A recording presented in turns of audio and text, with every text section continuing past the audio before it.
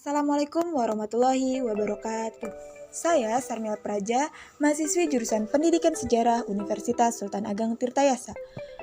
Video ini merupakan salah satu tugas ujian tengah semester mata kuliah Sejarah Kolonial Indonesia dengan dosen pengampu yaitu Bapak Ridja Faujan dan Bapak Ali. Dalam video ini saya akan membahas mengenai imperialisme dan kolonialisme. Sebelum lebih jauh, ada baiknya kita mengetahui dulu apa yang dimaksud dengan kolonialisme dan imperialisme. Hal apa saja yang melatari keduanya terjadi di Indonesia? Simak penjelasan berikut. Kolonialisme berasal dari kata kolonus yang memiliki arti menguasai. Kolonialisme memiliki arti upaya sebuah negara untuk mengembangkan kekuasaan di luar wilayah kekuasaan negara tersebut. Kolonialisme memiliki tujuan mencapai dominasi kekuatan dalam bidang ekonomi, sumber daya alam, sumber daya manusia, dan politik. Wilayah koloni biasanya merupakan wilayah-wilayah yang memiliki kekayaan bahan mentah yang dibutuhkan oleh negara yang melakukan kolonialisme. Dalam kolonialisme, ada kepercayaan bahwa bangsa melakukan kolonialisme jauh lebih superior daripada bangsa koloni. Sementara, imperialisme berasal dari kata imperium dalam bahasa Latin yang berarti kekuasaan tinggi, kedaulatan, atau sekedar kekuasaan. Imperialisme merupakan kebijakan atau ideologi untuk memperluas kekuasaan atau negara lain dengan penduduk asli negara tersebut, dengan tujuan memperluas akses politik, ekonomi, kekuasaan, dan kontrol, dan seringkali dilakukan dengan menggunakan kekuatan militer. Perbedaan kolonialisme dan imperialisme terletak pada tujuannya.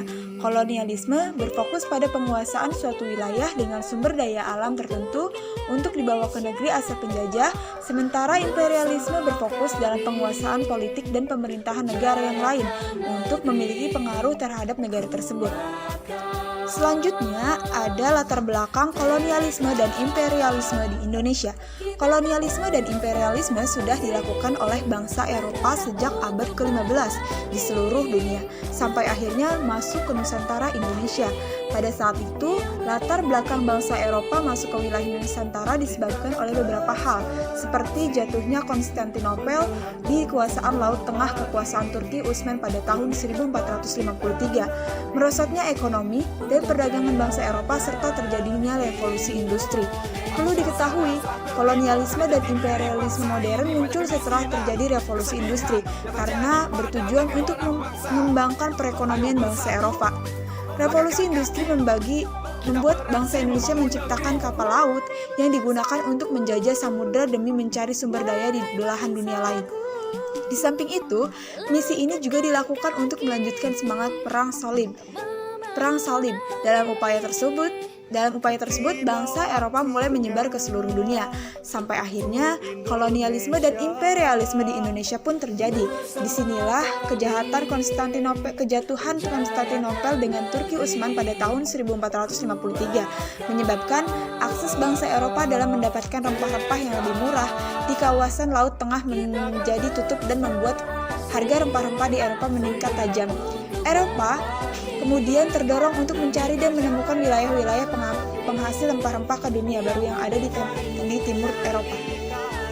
Lama-kelamaan, mereka semakin berambisi menguasai berbagai negara untuk keuntungan ekonomi dan kejayaan politik mereka, terutama pada wilayah-wilayah seperti Indonesia yang merupakan penghasil rempah-rempah seperti lada, cengkeh, pala, dan lain-lain. Rempah-rempah yang dihasilkan di Indonesia mendorong mereka untuk melakukan kolonialisme dan imperialisme karena rempah-rempah pada masa itu menjadi komoditas yang sangat laris di Eropa. Bangsa Eropa kemudian menyebut Nusantara sebagai Hindia. Respon bangsa Indonesia terhadap kolonialisme dan imperialisme ada 4 aspek utama yang terjadi di Indonesia setelah merespon sistem kolonialisme dan imperialisme, antara lain ekonomi, politik, sosial, budaya, seni dan sastra, serta pendidikan. Kemudian, ada beberapa aspek yang melatar belakangi mengapa Indonesia memberontak penjajah. Yang pertama itu dalam bidang aspek ekonomi dan politik. Bangsa Indonesia pada masa kolonialisme dan imperialisme dirugikan dalam bidang ekonomi dan politik. Oleh karena itu, bangsa Indonesia melakukan perlawanan terhadap Portugis dan pemerintahan Hindia Belanda.